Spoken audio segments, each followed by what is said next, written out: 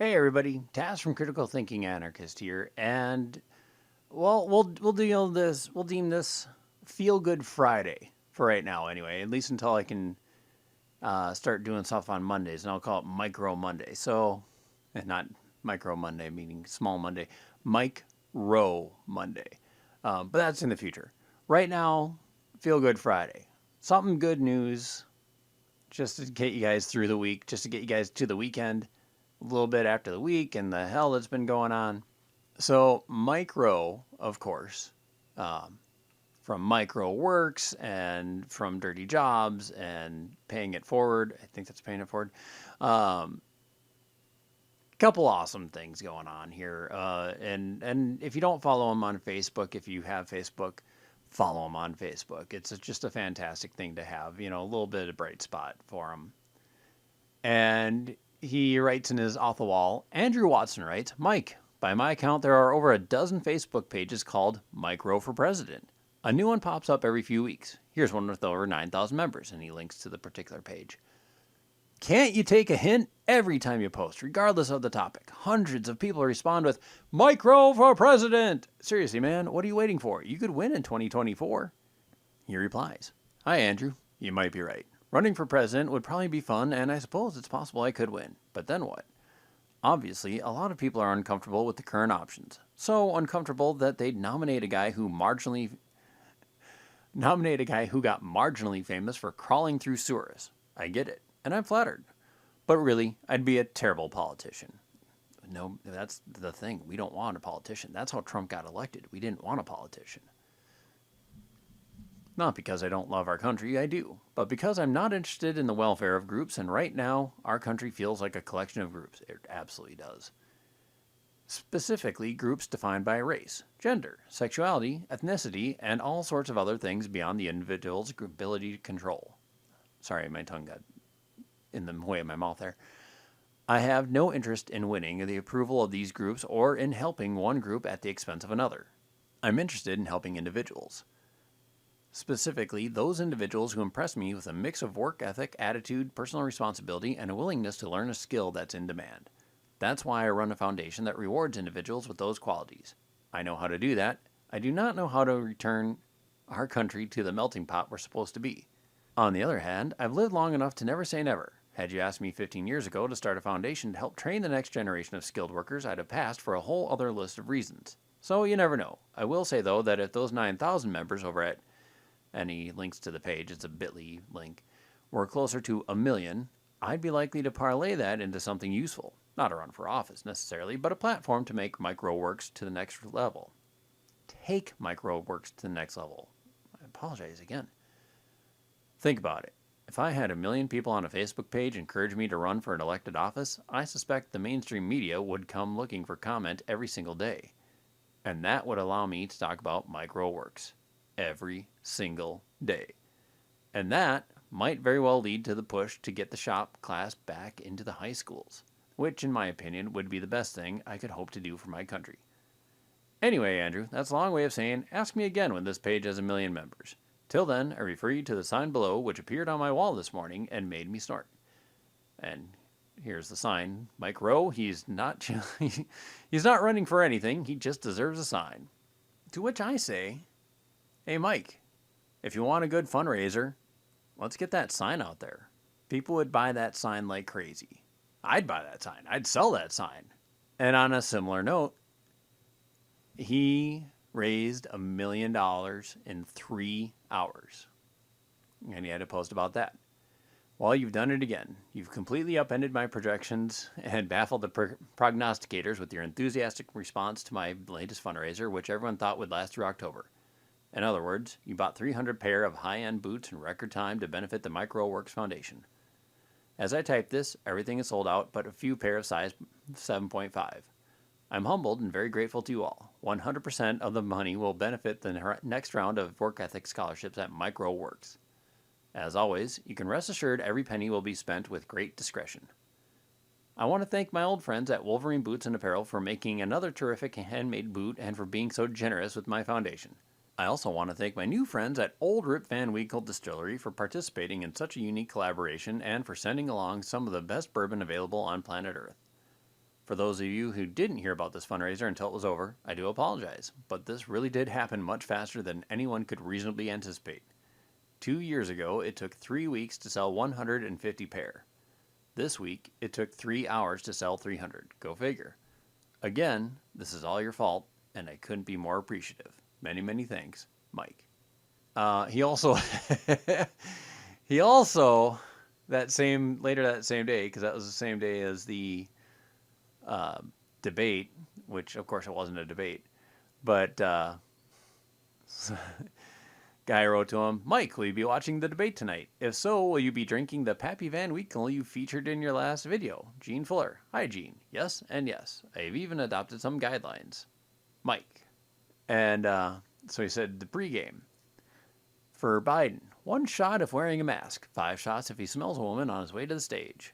Trump, 1 shot if he refuses to shake hands, 5 shots if he goes to the wrong podium at first.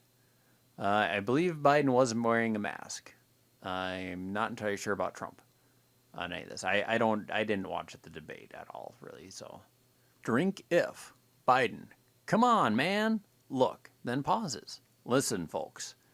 Mentions he was VP for Obama. Stutters. Blames Trump for coronavirus. Brings up Black Lives Matter. Mentions Bernie Sanders. Apparently he did quite a bit of that, and you would have been fairly drunk on the Biden side. For the Trump side, says, huge bigly. We have the best, greatest, etc. And he, of course, he said that quite a bit.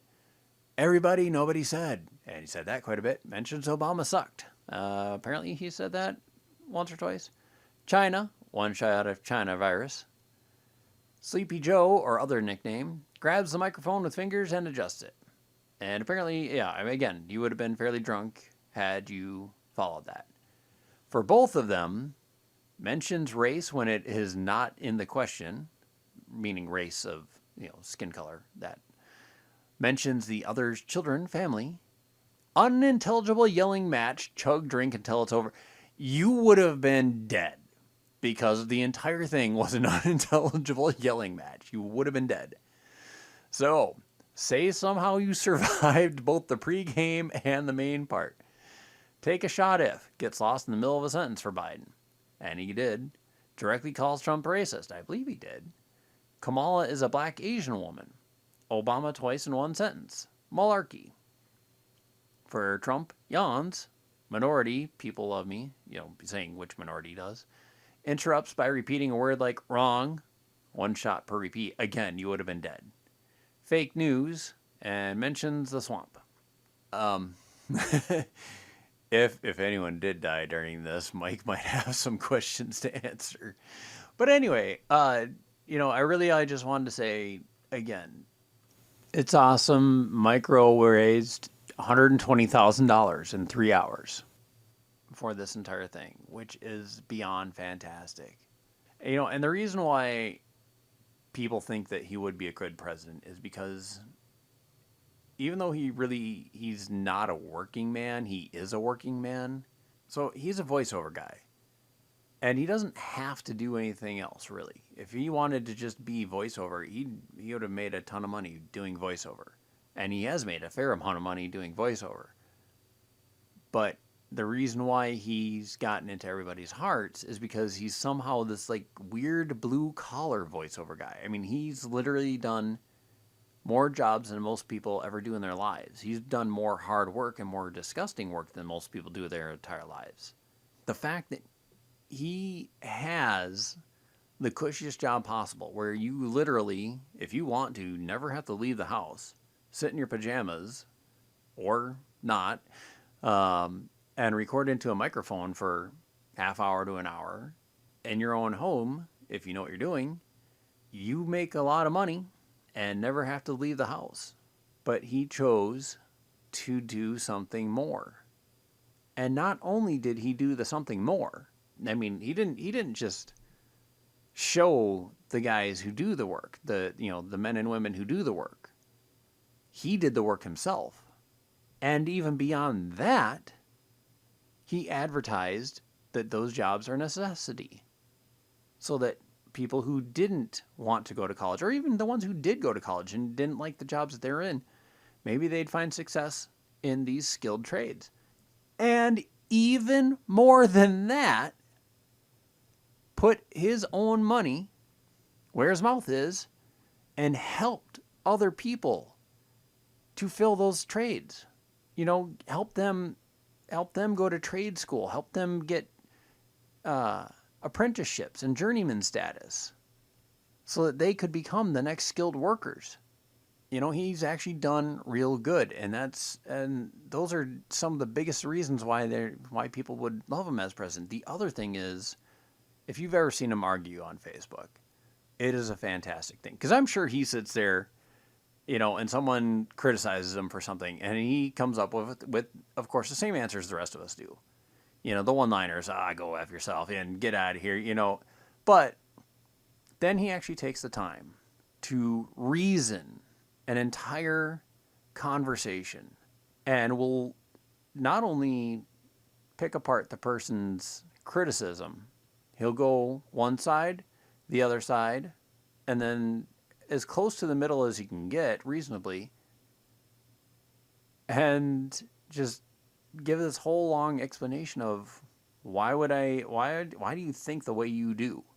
And of course, that kind of logic and reason coming from a person, it's what people thought they had in Obama.